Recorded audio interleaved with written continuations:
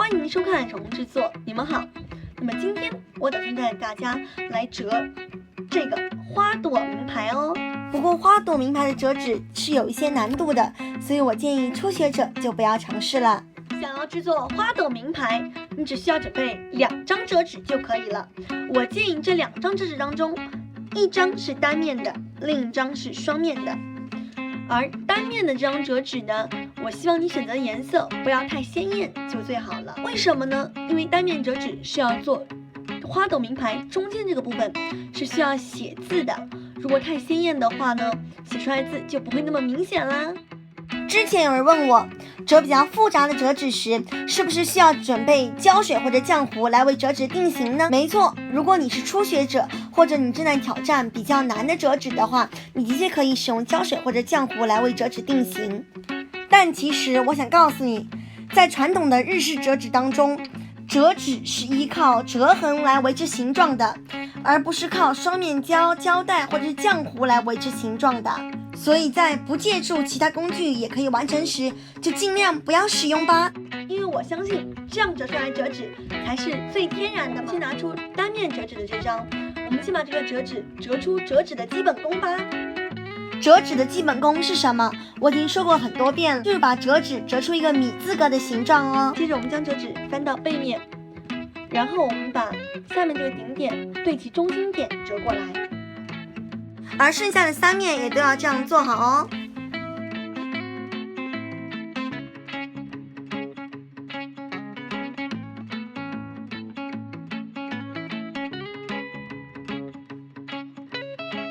接着我们把刚刚动作再重复一次吧。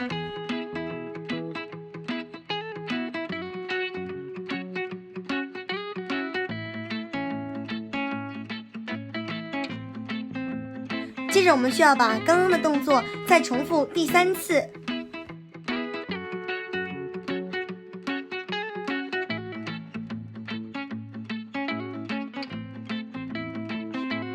这一遍完成之后，我们只需要将折纸翻过来就完成了。我们先把它放在旁备用吧。接着我们就要折它主要的部分了。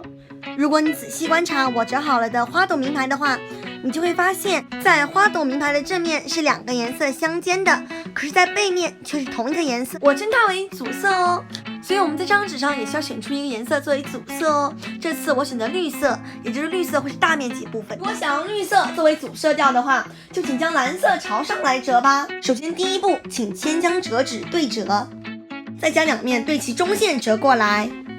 接着旋转90度，然后对折再打开，将2面对齐中线并且折过来。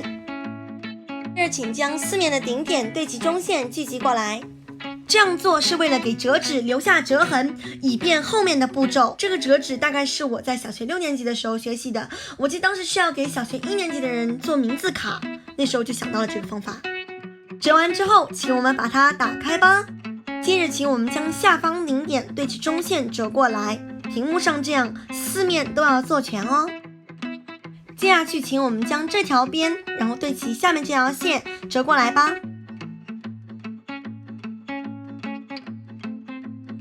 接着请我们将它旋转90度，然后将这条边对齐下面这条线折过来吧。总而言之，就要将我们这个折纸分成8个小方块，每个小方块中间都有一个叉，只要能做到这个地步就 OK 咯。接着下面的这个步骤呢，需要我们将手按在这边，然后呢把它这边慢慢的翻起来，然后我们再用食指按住这里，另外一边也要慢慢的把它翻起来。接着再我们请顺着折痕把它折下来就可以咯。另外一边也用同样的方法折过来吧。当当，完成咯。接着我们将这边的开口打开，然后慢慢的顺着折痕压过来，这就是刚才那些折痕所派上的用场了。而剩下的3面都要用同样的方法完成哦。那我们一起来看快进吧。这边有4个正方形，我们可以把它想象成要折4只纸鹤哦，也是需要先折冰淇淋的哦。我们先把2边对齐中线折过来吧。这么做也是为了要留下折痕哦。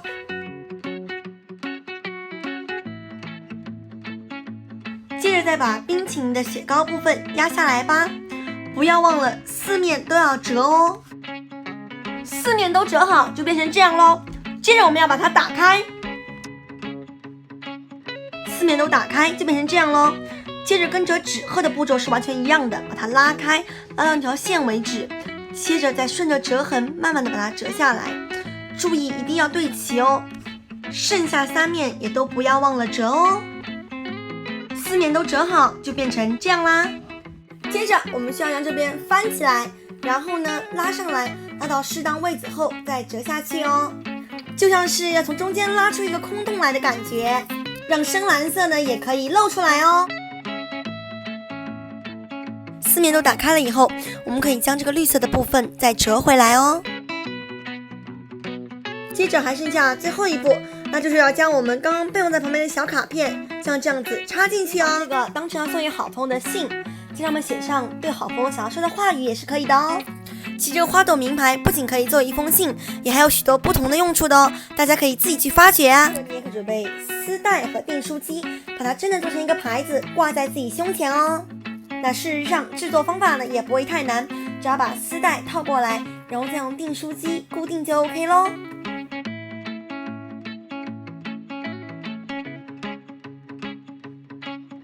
如果你参加什么派对的话，把它挂在胸前，或许别人会觉得很可爱，也会觉得这个人很心灵手巧的吧。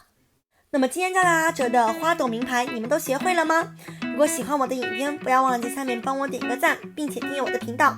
如果你按下小铃铛的话，每次更新就会有提醒咯。那我们这一期手工制作到这里就结束了，我们下次再见吧，拜拜。